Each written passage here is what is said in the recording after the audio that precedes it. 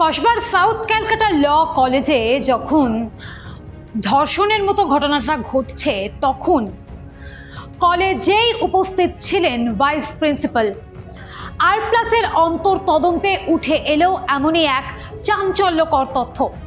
আর+এর হাতে সাউথ ক্যালকাটা ল কলেজের ভাইস প্রিন্সিপালের রেজিস্টার খাতা। সেখানে দেখা যাচ্ছে ঘটনার দিন অর্থাৎ 25শে জুন সকাল 9:50 কলেজে এসেছিলেন ভাইস প্রিন্সিপাল এবং রাত 9:50 বেরিয়ে যান তিনি। সইও রয়েছে তার। এবং স্বাভাবিকভাবেই প্রশ্ন উঠছে, যখন তার কলেজেরই একজন পড়ুয়া ধর্ষণের শিকার হচ্ছে, কলেজে তিনি সেই সময় উপস্থিত থেকেও কোনো কিছুই বুঝতে পারলেন না কেন? ইতিমধ্যেই এই রেজিস্টার খাতা একাধিক প্রশ্ন তুলে দিয়েছে। প্রশ্ন 1, কলেজে ভাইস প্রিন্সিপাল উপস্থিত এবং সেই সময়ই ঘটে যাচ্ছে ধর্ষণের মতো একটা ঘটনা। কেন কলেজে উপস্থিত থেকেও কোনো কিছু বুঝতে পারলেন না ভাইস প্রিন্সিপাল?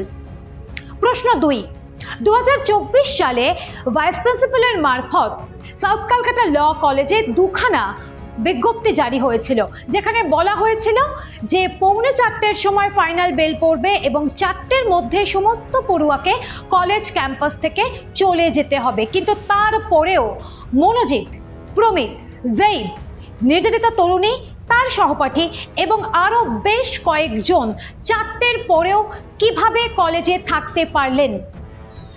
কেন কলেজের নিয়ম অমান্য করলেন তারা?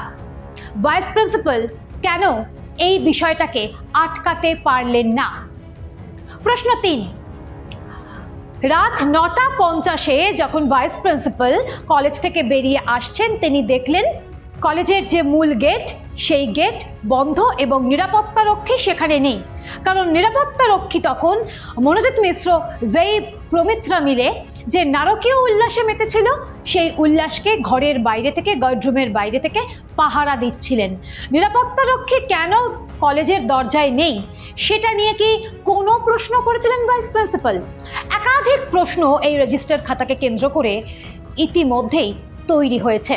সোমবার অবশেষে খুলেছে সাউথ ক্যালকাটা ল কলেজ এবং সোমবার নিয়ম মেনেই ভাইস প্রিন্সিপালকে দেখা গেল কলেজে উপস্থিত থাকতে। তাকে এই বিষয়ে প্রশ্ন করা হয়েছিল এবং তিনি জানিয়েছেন ঘটনার দিনই সিলেবাস কমিটির একটা বৈঠক ছিল এবং সেই বৈঠকে থাকার জন্যই তিনি রাত 9:50 পর্যন্ত কলেজে ছিলেন। প্রশ্ন উঠছে, যেদিন কলেজে একটা এরকম ঘটনা ঘটল সেই দিনই কলেজে ঘটে গেল ধর্ষণের মতো একটা অপরাধ। গোটা বিষয়টাই কি কাকতালীয়? এই মুহূর্তে সবথেকে বড় প্রশ্ন যেটা বারবার করে বলতে হচ্ছে, যেটা বারবার করে যে প্রশ্ন তৈরি হচ্ছে, যে কলেজে উপস্থিত থেকেও কেন কোনো কিছুই বুঝতে পারলেন না ভাইস প্রিন্সিপাল? তার যেটা বক্তব্য যে কলেজে বৈঠক ছিল, তার মানে সেই বৈঠকে কলেজ কর্তৃপক্ষের আরও একাধিক ব্যক্তিরা উপস্থিত ছিলেন বলে মনে করা যায় বা ধরে নেওয়া যায়। সেক্ষেত্রে বাদবাকিরাও কেউ কেন কোনো কিছুই আঁচ পেলেন না? গত কয়েকদিন ধরে লাগাতার আমরা প্রশ্ন তুলছি এই মনোজিৎ মিশ্রকে নিয়ে। প্রশ্ন তুলছি মনোজিৎ মিশ্রের আড়ালে কে বা কারা রয়েছে, যাদের প্রশ্রয়ে মনোজিতের এত বাড়বাড়ন্ত। এবং সেই কারণে কলেজ কর্তৃপক্ষ কার্যত মনোজিতের ভয়ে মুখ খুলতে পারতেন না, মনোজিতের ভয়ে তারা তটস্থ হয়ে থাকতেন।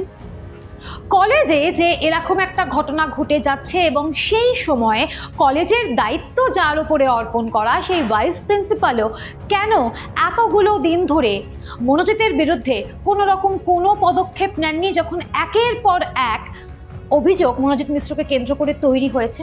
সবথেকে বড় বিষয়, 2024 সালেই একটা বিজ্ঞপ্তি জারি করা হয়েছিল সাউথ ক্যালকাটা ল কলেজের পক্ষ থেকে, যেখানে বলা হয়েছিল যে কলেজের পড়ুয়ারা তাদের যে কোনো রকম সমস্যায় যেন মনোজিতের সঙ্গে যোগাযোগ করে এবং সেই বিজ্ঞপ্তিতে মনোজিতের সঙ্গে আরও একজনের কথা বলা হয়েছিল।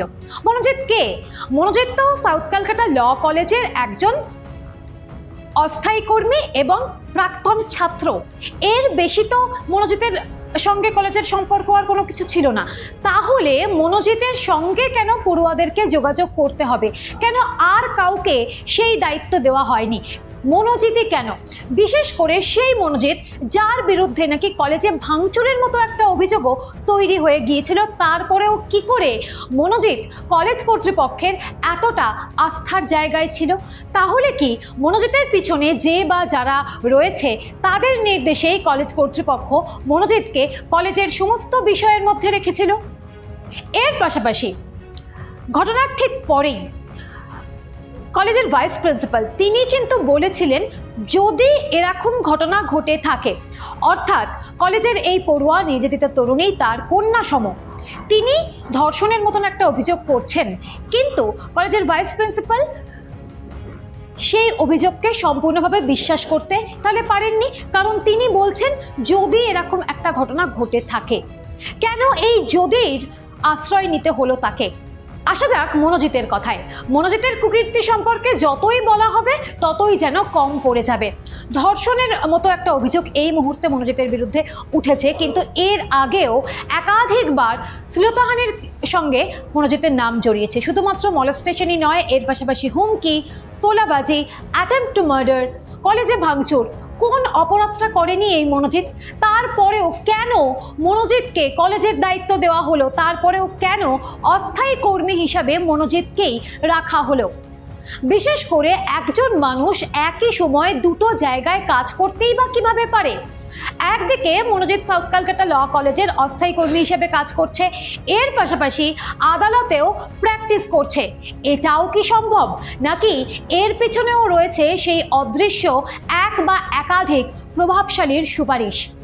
সাধারণত কোনো ফাঁকা জায়গায় আওয়াজ তো অনেক বেশিভাবে পৌঁছে যায়, তাহলে সেক্ষেত্রে ঘটনার দিন নির্যাতিতা তরুণী নিশ্চয়ই বাঁচার জন্য আর্তনাদ করেছিলেন। তাহলে সেই আর্তনাদ কেন ভাইস প্রিন্সিপাল অবধি পৌঁছলো না? কেন তিনি যখন 12 ঘন্টা ধরে কলেজে থাকলেন, সেক্ষেত্রে 4টের পরে আর কেউ কলেজে থাকলো কি থাকলো না, একটা বারের জন্য তিনি দেখলেন না? সিসিটিভির অ্যাক্সেস তার কাছেও রয়েছে।